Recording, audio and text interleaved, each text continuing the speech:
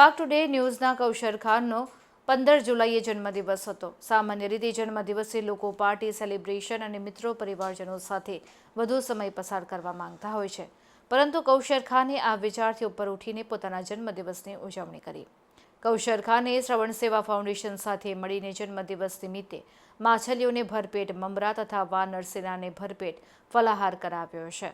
આ સેવા કાર્ય કરીને તેમણે મૂંગા પશુઓ પ્રત્યેની પોતાની સંવેદના વ્યક્ત કરી છે।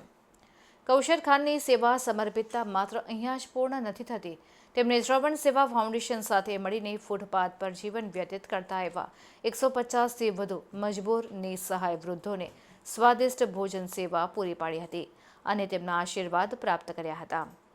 આ સેવા કાર્ય કૌશર ખાનની જરૂરિયાતમંદ મજબૂર નિસહાય બનીને ફૂટપાથ પર જીવન વિતાવવા મજબૂર એવા વૃદ્ધો પ્રત્યેની સંવેદના વ્યક્ત કરે છે।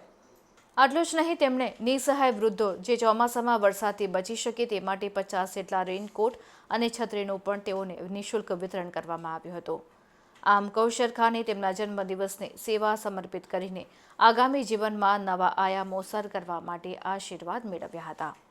શ્રવણ સેવા ફાઉન્ડેશનના નીરવ ઠક્કર જણાવે છે કે કૌશર ખાને તેમના અતિ વ્યસ્ત સમયમાંથી જન્મદિવસની અનોખી ઉજવણી કરવાનું પસંદ કર્યું છે, તે અત્યંત સરાહનીય છે। તેમણે મૂંગા પશુઓ, નિસહાય વૃદ્ધોને ભરપેટ જમાડીને તેમના આશીર્વાદ મેળવ્યા છે।